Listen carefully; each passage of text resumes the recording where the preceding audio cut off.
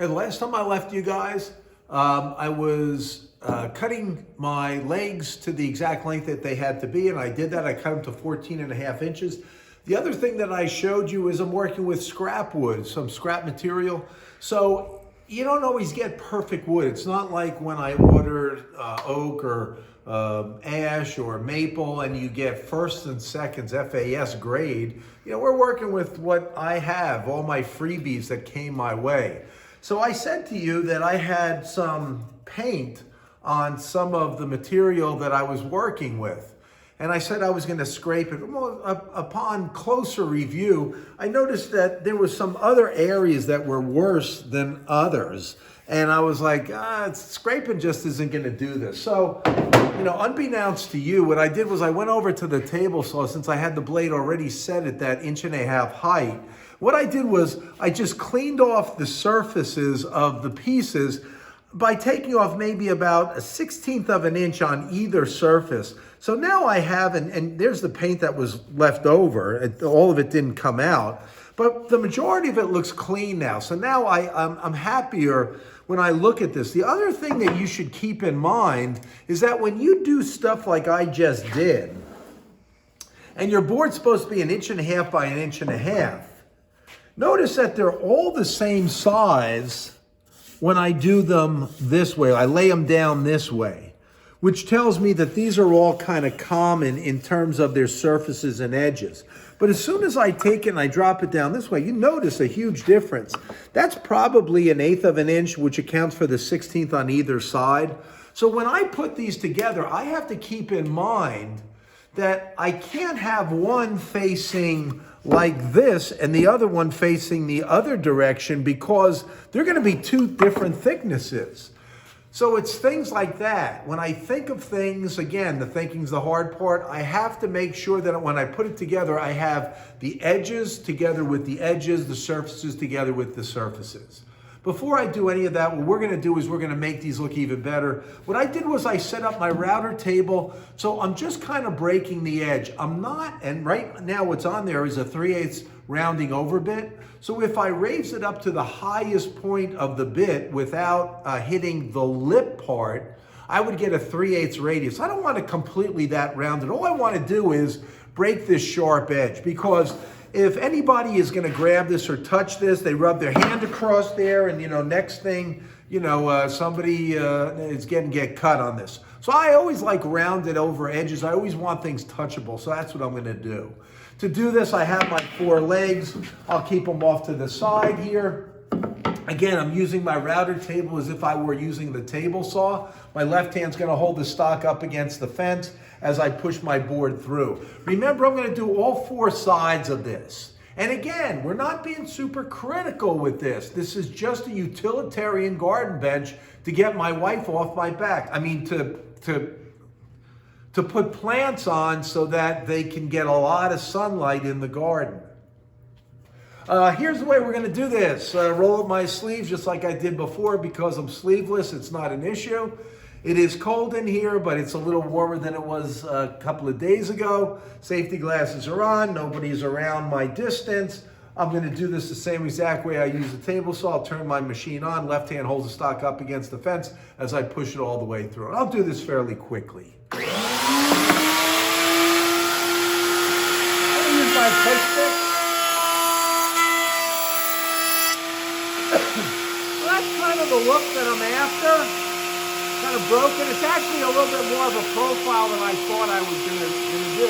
But if I'm consistent on all of them, who cares?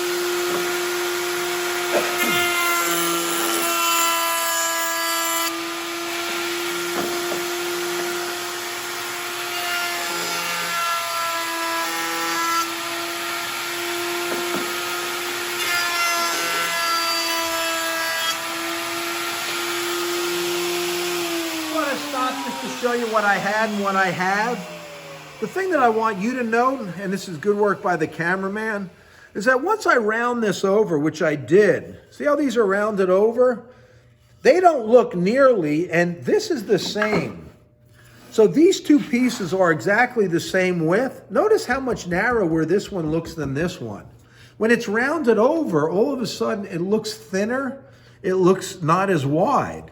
If I stand it up on its edge, these two measurements are the same, but because you have a profile on this, it looks so much thinner. So keep that in mind. Anytime you round anything over, you're going to lose some of that thickness kind of look to you. I'll do my other three. You have no problem with that, right? You're okay with that? You do? No, I'm doing it anyway. Here we go.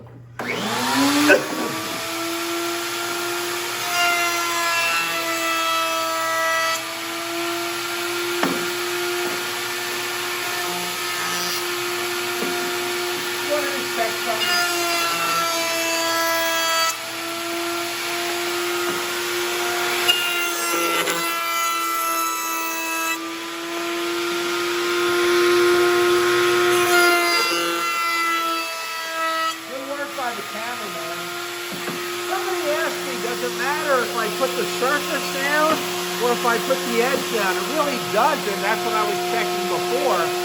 What I always like to do is put the biggest area down. So I always keep the surface down in this case because this area is a little bit bigger than that area.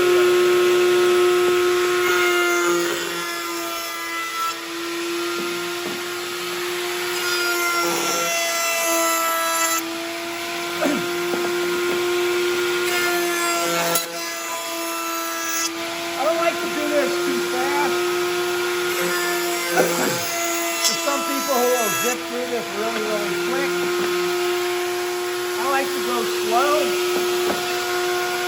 Slow enough where I don't feel it chipping.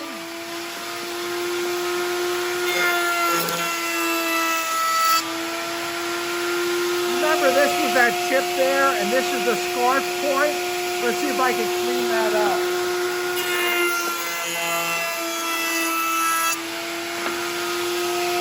No more scarf, huh? See that? See what happens when you say your prayers, kids?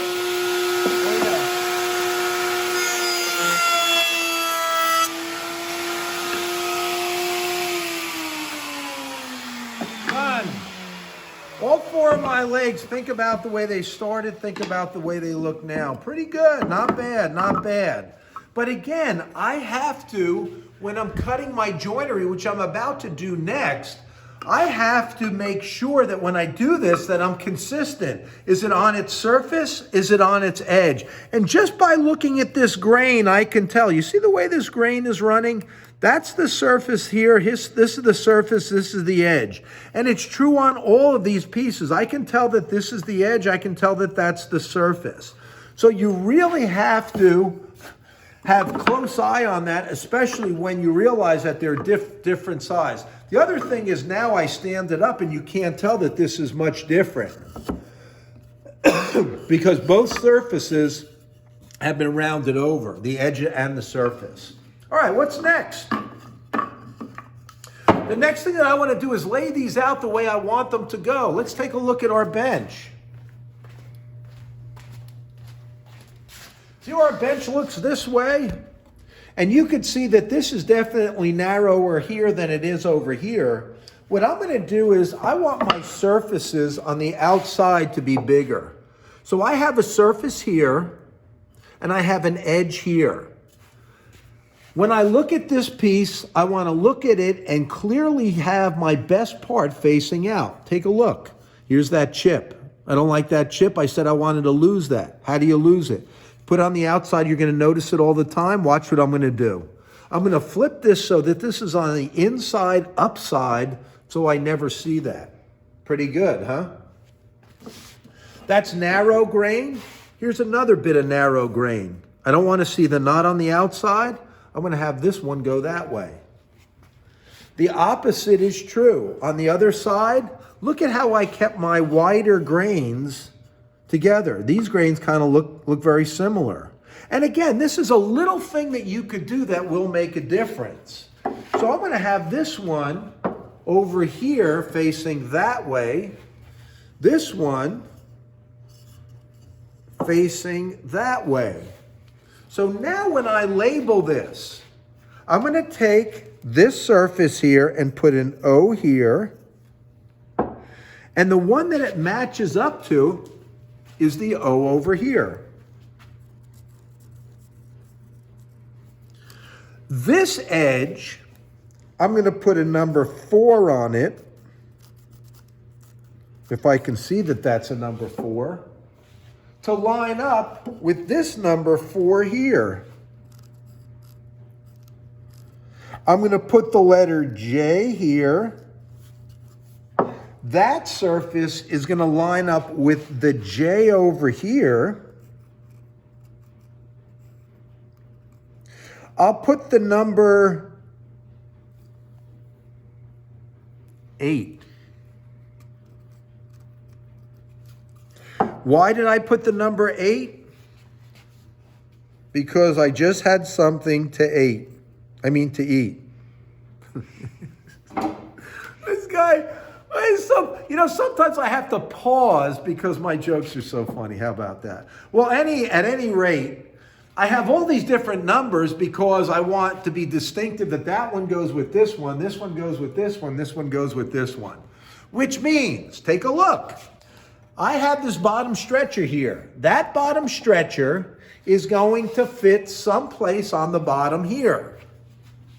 And if I take my handy-dandy tape measure, which I probably left, See, you guys stay there. I'll be right back here. Left my handy-dandy tape measure over on the chop saw.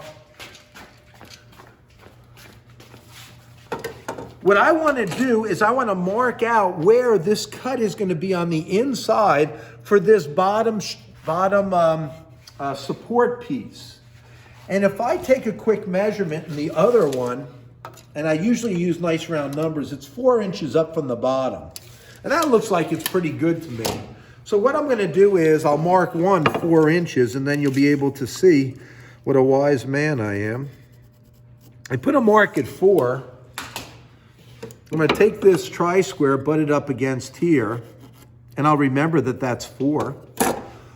Then I have to mark all of these, right? No, I don't.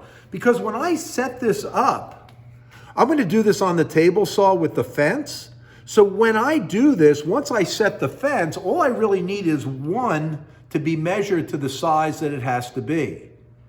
In other words, so what if I mark all of these? When I cut them at the table saw, I set the fence at 4. I'm going to cut it. It doesn't matter that those have lines on it.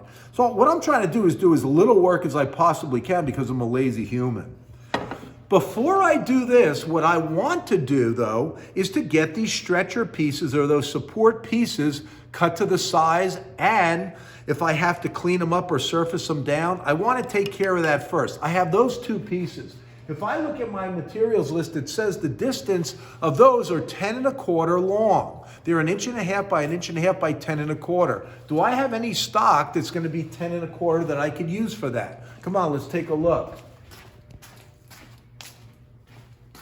I have these pieces that I cut. Remember, I still have these. I found this piece. Do you think this is going to be 10 1/2? No? Cameraman goes like this. What, story of my life, huh? Day late and $1 short. Yep. I was the guy who didn't go to the prom. Yep. Didn't go to graduation. Yep. No, I don't want to commiserate here, but you know what? I've been very good. And I did save a deer on the road today, which made me really happy. What I'm going to do is I'm going to take a measurement and look at how God rewards you. I can get a piece out of here. This is at least 10 1/2 inches long. So I get a piece out of here, which is good. I'm going to cut one of those. I need another piece. See if you can find, because I don't want to waste anything. Uh-oh. Look, check it out. Those, anything over there? His attention is drawn to this piece right here. How about this piece? Because this is short. I don't know if it's only 14 inches. Is that a better choice than these? What would you say? I'm going to use it. Yep, I'm going to use it. Let's go. Let's go. Come on, kids. Come on. Somebody cut this already, so this one has a pretty decent edge. But remember the joining process, the whole machining process? Joint first. That's what I'm going to do with these pieces. Pop, pop, pop, pop, pop.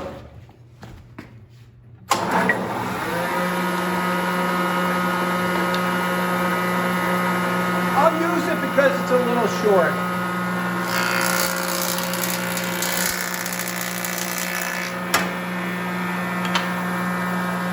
Idiot. I gotta be an idiot if I can't tell that that's the machined edge.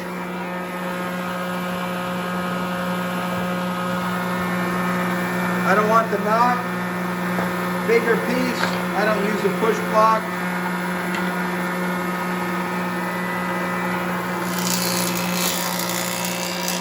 I only heard a little bit of a sound. Do it again. Better sound. Good job. Shut it off. How wide does it have to be? 1.5 inches. Guess who didn't? Let me see. No, I did. I did change this. Go back to 1.5 inches. I locked the fence down. I need 2 pieces, 1.5 inches. Here's my machined edge. Oop, I better put an X on there. This one, same exact way.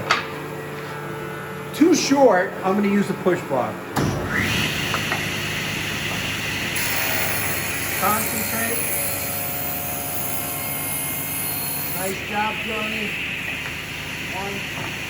Second one from this side.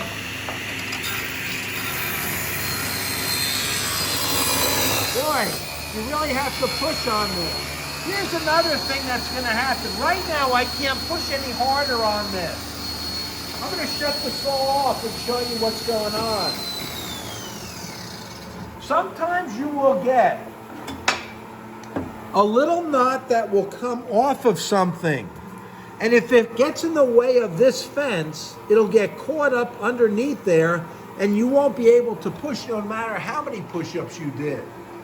Sometimes these knots come through because they're not solid, tight knots, especially with cheaper material. And that's probably what happened. I'll finish my cut. Oh, I can feel that's caught up on the table. Maybe I'll flip it over this way. There's a man who's using his thinking cap. Here's my piece. 2 pieces. What do I want to do now? How long do they have to be? 10 1/4. I'm not going to forget my tape measure this time. Where are we going, kids? Yep, back to the chop saw. Come on, come on, come on, come on. Oh, we got his tri-square. Oh boy, oh boy. Oh boy. Oh boy, where? Oh, knew it. Thank goodness I'm the only one in this shop, you know? Here's my stop that I set up the last time. I could probably just leave it there and move it. What I'm gonna do is, hold on. Let me get something to point to. This is an effective pointer here. Square an end first. Cut to a workable length, it already is. Square an end, cross cut it to line. Don't measure anything. Which is the better of the two when you want to get rid of anything? Both of these look pretty good. I said on this one, what I'm going to do is put an X on there because it's easily confusable with this other end. Want to get rid of anything? They both look pretty good, same way.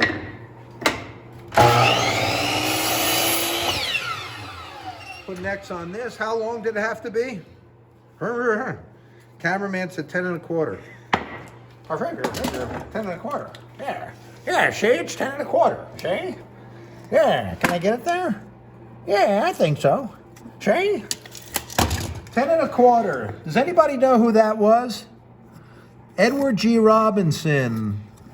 Watch the old movies like Casablanca and all the other ones. Line it up with the saw. I think I've done this before. Right there looks pretty good. I'm going to place it there. I'm going to hope that nobody hits it, especially me. Hold on to it. Set up my stop right there.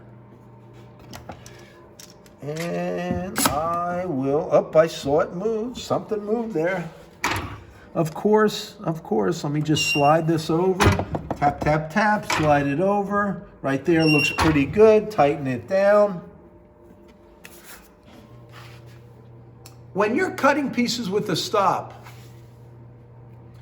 what piece do you hold? The piece that you hold, if you can do it safely, is always the piece between the stop and the blade to prevent, we said, any kind of wiggling that could go on and possibly any kickback. So that's your question for today. When you're using a stop, where do you hold onto your board? And it's always between the stop and the blade. That's what I'm going to do. Left hand holds the stop here. By the way, if I were cutting on the right-hand side of the saw, let's say I wasn't using the left side. I like the left side because I could see more over here. If I'm working on the right-hand side, notice the motor. The motor, to me, when I bring the saw down, kind of gets in the way. But sometimes it is imperative. You have to be able to cut on the right-hand side. If you do this, if I set this up on the right-hand side, how do I move my hands? Or I change my hands. If I'm working on the left-hand side, my left hand holds onto my stock, my right hand is on the saw. If I work on the right-hand side, check this out. How unusual this is. If I kept it the same way, my left hand here, my right hand here, you notice you're kind of working against yourself. So whenever I work on the right-hand side of the saw, I switch my hands or flip my hands. So my right hand would be on the stock, my left hand would be on the saw. Something as simple as that will make a difference. Let's go back over to here. That was my stop that was set up. Let me cut these to 10 1/4. I make one cut. And I'm not moving it because I don't want this to get in the way. Boy, I hope oh yeah, I did keep the squared end up against the stop. Almost talking too much where I could have screwed that up very easily. I'm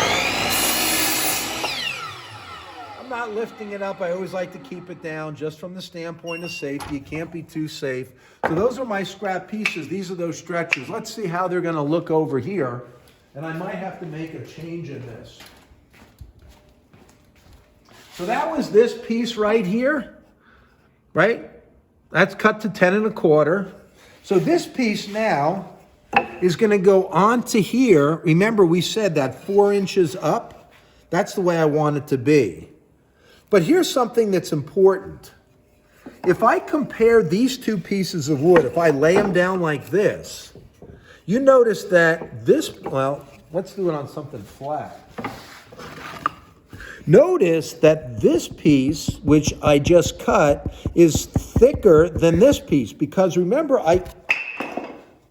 cameraman, don't you ever do that again. You see cameraman moved my hand and I dropped it, okay? You notice this was the one that I trimmed off. So what I think I might want to do is trim just a hair off, maybe 1/8 of an inch off of this, because that's the way that piece is going to go, okay?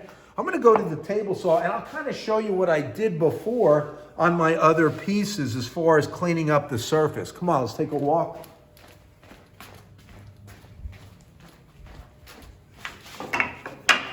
You notice if you come over here or go on the other side, that's 1.5 inches, but again, I cut off about 1/8 of an inch when I cleaned up that paint. So what I'm going to do is I'm just going to move the fence in a little bit. Now, the other thing that I never do is keep the stock in between the blade and the fence, push this over and then tighten it down because it's not going to be accurate. So what I do is I'll tighten down the fence, put my board there. Nope, I still have about 1/8 of an inch. When I do this, I keep my index finger of my left hand about 1/8 of an inch from where the fence was. And I do it so it just barely touches.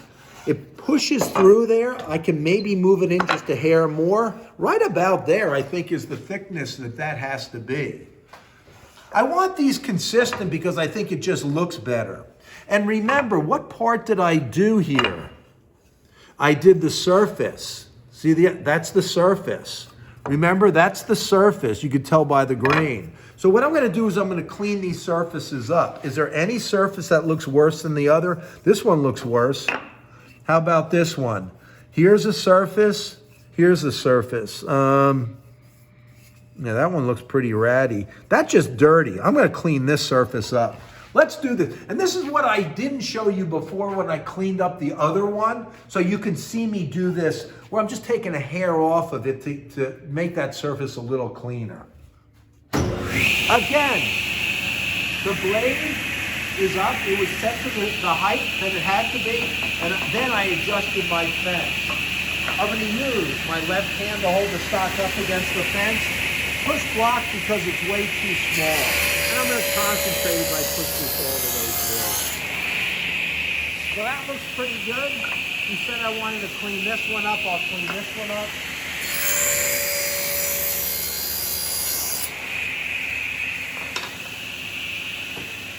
So there's my boards. This is now the same thickness as this piece. It just makes me feel better. And then this piece is going to go from one side to the other side. So the next thing that I want to do is I want to cut a dado in this piece, and I'm going to be cutting a rabbit in this piece. Before I do that, my question is, should I round these over? Perhaps I should. Do I round this over? Let's do it. Come on. Come on. Come on. Cameraman's giving me the I was going to say the finger, but really the signal that we're running out of time here. Remember how I rounded the legs over? I'm going to do the same thing on these supports.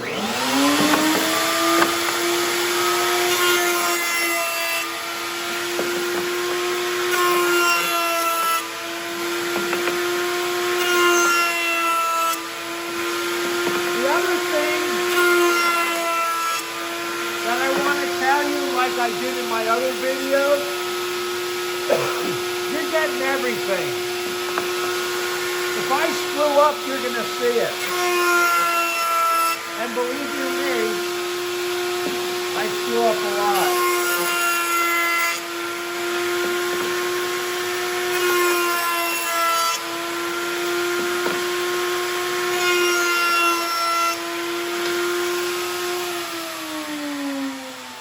Other thing that's really, really important with this is I wanted to obtain this piece before I cut the joint in on this piece, because I am going to custom cut this so that this piece fits in there as tight as I can. I needed to have these pieces before I do that. The next time when you come in, well, you're not really out, you know, you're not like you're away, you know, you're sitting there watching a video as some dude make a project.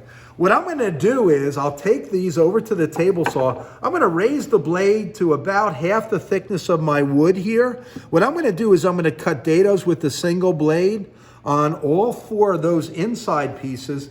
This piece is going to fit in there tight. Then I'm going to cut a rabbet on this piece. So we have a rabbet fitting into a dado so that that piece, when it goes together, is going to fit together just like that. But I guess it's more suspense for yet another day. This is getting fun. And the best part about this whole project, I haven't wasted a single minute sanding it. That's what I like about it. This is utilitarian, and we're going to get this project together a lot quicker than we do anything that's finished. Have a great day, and I'll see you soon.